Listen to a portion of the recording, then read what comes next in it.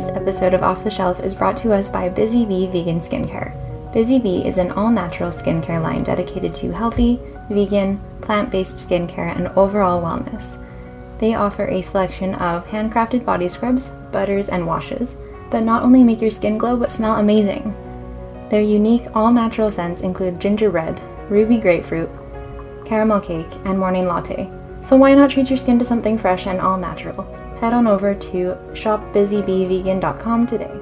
And as a special bonus, Busy Bee is offering listeners of this podcast a 15% discount on your first order with the code OrdinaryPodcasts. Thanks for listening and enjoy this week's episode of Off the Shelf.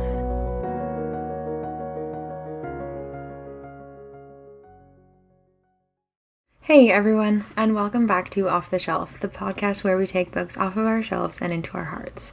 My name is Julia, and I hope that everyone's July went well and that you're all taking care to take a break when you need it. I might be biased, but what is one of the best ways to take a break? By picking up a book, whether it's something new or an old comfort, and letting yourself get just a little bit lost in it. Today I'm here to bring in the start of a new month with the announcement of our next book club read. But before I jump in, I wanted to just thank you all again for the outpouring of love and support I received for last month's launch. It's been a bit of a long haul to develop and finesse the show into what it is, and there's still a long way to go before it's just where I want it to be. But just knowing that there are people out there listening and getting as excited as I am is energizing and so encouraging to me as a creator. If I'm being totally honest, the idea at the outset of putting my thoughts and ideas and loves out there for everyone to see was, and it still kind of is, daunting when it wasn't completely terrifying.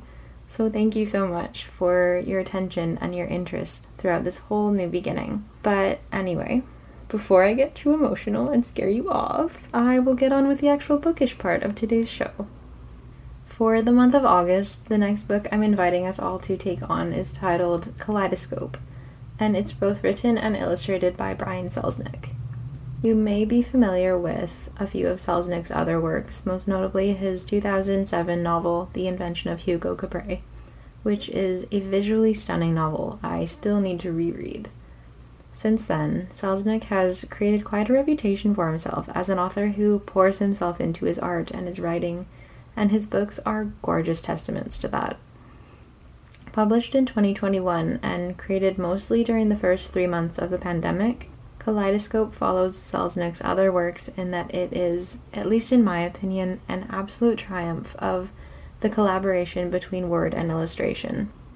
From the dust jacket, the book's summary reads, quote, "A ship, a garden, a library, a key." In Kaleidoscope, the incomparable Brian Selznick presents the story of two people bound to each other through time and space, memory and dreams. At the center of their relationship is a mystery about the nature of grief and love, which will look a bit different to each reader. Kaleidoscope is a feat of storytelling that illuminates how even the wildest tales can help us in the hardest times. Unquote. The summary is, I think, intentionally vague, and for some books, this one included, that can work in our favor because we don't walk into them with nearly as many expectations or assumptions about what we're going to find there. At the same time, though, it sometimes runs the risk of causing us some grief and frustration in trying to find our bearings in starting out. The worst case scenario is that this escalates into a very disengaged and distant and disinterested reading experience. But I think the difference between a healthy level of confusion and a degrading one lies in where that confusion leads us. Does it discourage us from the thought that we even can understand, or does it drive us to dig deeper, to try with everything we can, everything we've got to understand? Sometimes the answer to that lies with the author themselves and how much care they put into making their meaning accessible from even the most scattered and fragmented of stories. To give you a little more insight, to help maybe, I've pulled together a few other details. Firstly, the story this book tells is not a single, united, or linear one. but many stories, all of which are tied together by a few choice characteristics. Some of them as broad as the themes of separation and loss, and some as specific as the characters' names. The stories make up a type of patchwork quilt, and they all follow a story, a friendship, and a love between two people. But even those two people don't always look the same from one story to the next. The basic premise follows the idea of fate, and the belief that two souls fated to meet will continue to find each other in the world, and even in multiple or alternative worlds, against all odds. It is a beautiful tribute to the idea of kindred spirits, blending elements of reality with those of magic to illustrate many of life's joys and sorrows, and especially its mysteries and its secrets. It deals with themes of grief and loss as well as of mutuality and love, and it makes even the most fantastical and fanciful of experiences seem within reach through the strength of emotional intimacy and interdependence. I don't want to give away too much too soon, because I do think that this is going to be one of those books that you come out of glad that you walked into without too many expectations. The next time we meet, I'll be giving a short author bio on Brian Selznick, as I did last month for Genki Ferguson, as well as dishing out my thoughts on what Selznick's beautifully detailed illustrations do for the book. But today I think we've earned taking a little break from analysis and close reading, and we're going to keep it a little more casual and light and anything but academic. What I want to talk about today is a pretty common experience and a sort of maybe almost problem for a lot of book lovers, and that is impulsive and compulsive book buying. For starters, as a full disclosure, I am not an innocent party to this habit in any way, shape, or form. When I'm not buying books, I'm the devil on someone else's shoulder, encouraging them to buy. And I have absolutely no remorse. I assure myself by saying that there are worse things I could be spending money on, and that everyone has, and maybe even should have, something that they are okay with spending an inordinate amount of money on for the express purpose of spoiling themselves. For some people it's clothing, or makeup, or shoes, or new tech gadgets, or Lego. And for me, it's books. In the interest of, redeeming myself, I say this is a fairly common experience for book lovers, and I say this out of maybe a hope that it is in fact the truth. I saw this reposted meme a little while ago that said something like, non-book people need to understand that buying books and reading books are two completely separate hobbies. And you know what? I felt seen by that. Maybe a little bit called out. I don't know. But maybe that kind of exposure is good for me. Maybe I need it. Maybe I need to reconsider my life choices sometimes. Maybe it's good for all of us. One thing I will say is that I have gotten a little bit better in maybe the past 6 months or a year at buying fewer books. But I don't think I'll ever be one of those composed, controlled individuals who buy a book only when they've actually run out of unread books on their shelves, and when they actually need something new to read. Hell, that's kind of what this whole project began as, a call to myself to actually look at the books I've acquired over the past 5 or 6 years, to pick them up and try with everything I have to slowly but surely make my way through the stacks. At the rate I buy versus the rate I read, I might not even make a dent for a long time, and I genuinely don't know what I'm going to do the next time I move house. But there's nothing in me that actually understands and fully accepts the repercussions of all this yet. I'm sure it'll come, and I'm prepared for that day. But that day is not today. So, it's not my concern for today. That's a problem for future Julia. So, where am I going with all of this? Somehow I've gotten onto the mind and the thought that I, a chronic book buyer with no impulse control, am the perfect candidate to give advice to other chronic book buyers on how to reunite and reconcile those two hobbies, reading books and buying books, back into one. Here on Off the Shelf, we really are trying to take more books off of the shelves than we are putting onto them, because God knows I have no space left to give. And I just know that some of you out there have reached the same point. I think it's important to know that none of us is alone in that struggle. And if we play our cards right, then it doesn't have to be a struggle. Motivating ourselves to come back to books, to reading for fun, to actually reading instead of just buying for the sake of the future when I have time. I'd like to share with you some of my own experience in book buying and the conclusions I've come to in the process. And so I've composed a little list of tips. Not necessarily to stop buying books, but to understand what we're looking for when we do. Honestly, none of this list is super complex or surprising or deep, but I think they might help all of us, myself included, to realize that the books we buy only really gain value to us when we read them. That is, when we take them into our hearts. I've talked this out with friends before, but throughout the last several years, during the course of my degree, I bought an inordinate number of books. Ask anyone and they'll tell you that when they mention a book to me, probably the most common thing I will say is, "Oh, I have that book. I haven't read it yet, but I have it." It's sort of embarrassing at this point. Probably my biggest downfall was something mostly out of my control. Between working, studying, or being in class, I just genuinely did not have the time or energy to read for fun. I loved studying English, but the reading was nonstop, and sometimes even more so for my poly minor than my major, to be honest. It meant that even when I did get a moment to myself, the very last thing on my list of things to do was reading just for the heck of it.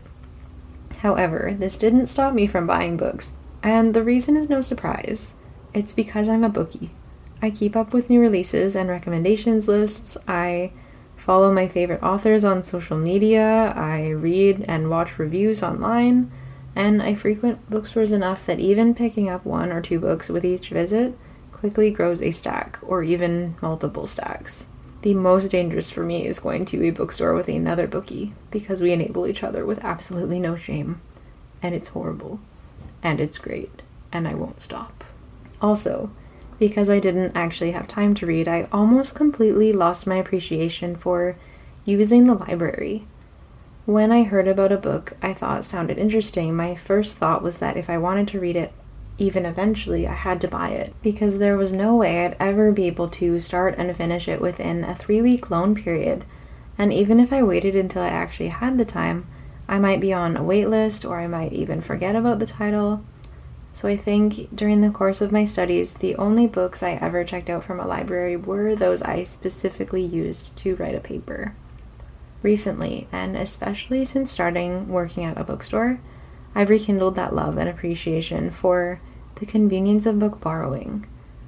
The books I come across at work that I'd love to learn more about or give a shot are, most of the time, children's books, and even though they're relatively less expensive than adult books, they still cost, and they still take up space just the same. Add that to the fact that they are generally stories I can read once, enjoy, but never feel the need to pick up again, and it's a bit of a recipe for a problem. The library has been a bit of a lifesaver for me in this. I know that not everyone likes to handle used books, and not everyone likes the time sensitivity of library loans. Believe me, I've been through both of those feelings, but libraries are beautiful things.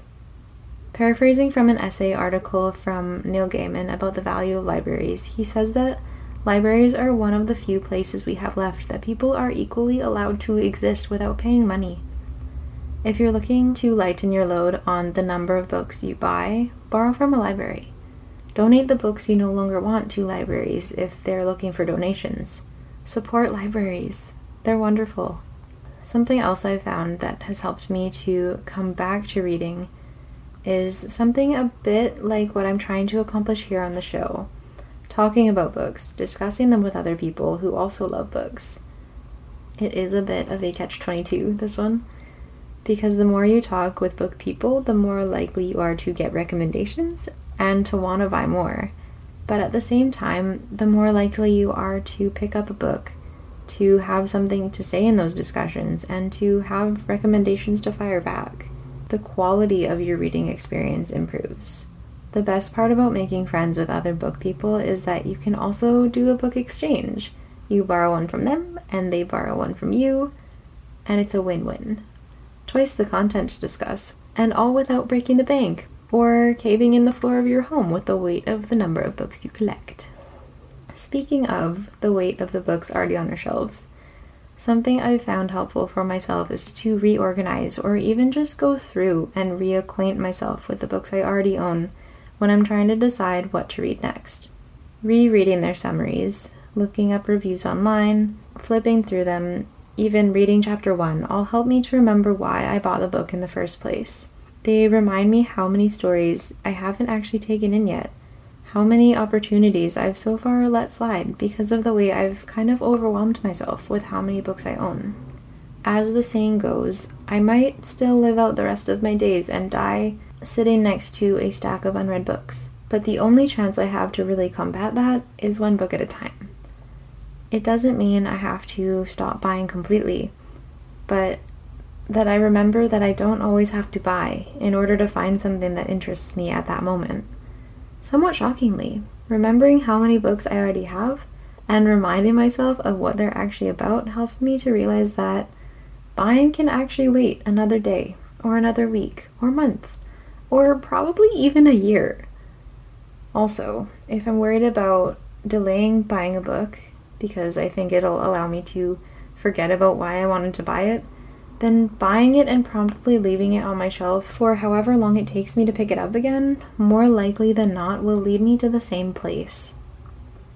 Next, something I think we sometimes underestimate in finding time to read, like finding the time to do any hobby really, is that it isn't always about finding the time but making the time. Actively setting aside time to do the thing instead of doing the easy thing, which, let's be real, is more often than not sitting and staring at our phones for hours on end, or checking in on our social medias. I know that we all live busy lives. We have work and family and friends and responsibilities otherwise, and sometimes there really isn't a lot of time. But at some point it comes down to recognizing when we actually do have time to spare. Sometimes our brains do need the break of doing nothing at all.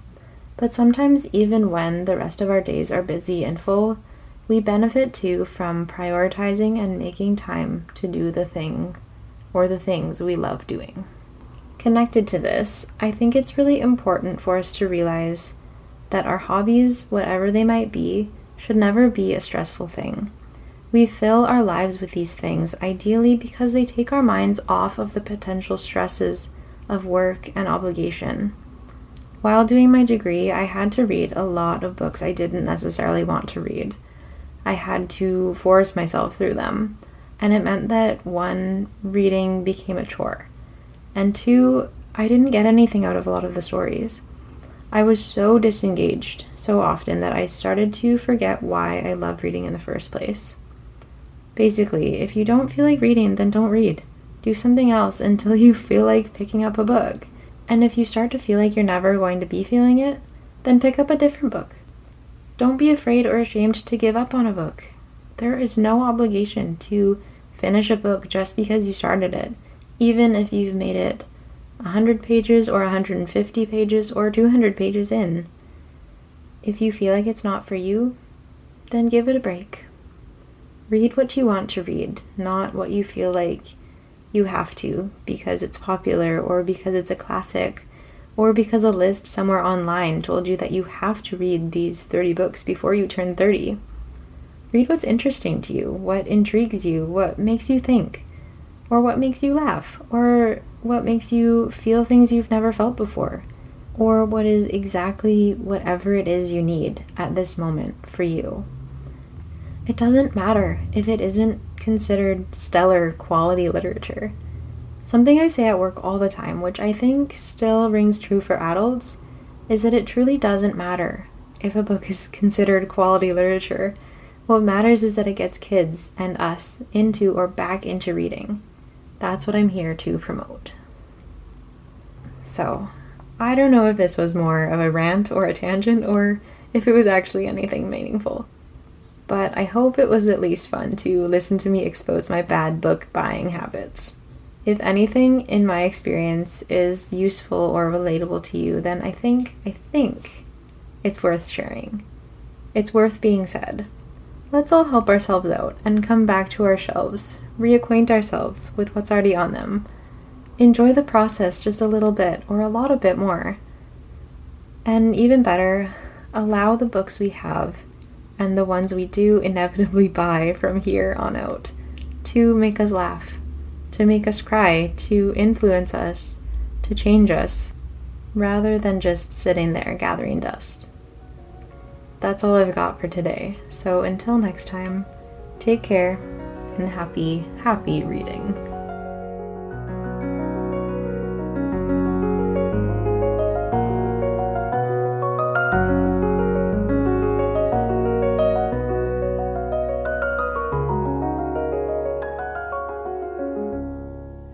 The Off the Shelf podcast is a proud member of the Ordinary Podcasting Network.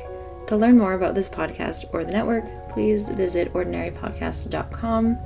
Finally, thank you for listening, and if you haven't already, please subscribe or leave us a comment. Thank you so much, and take care.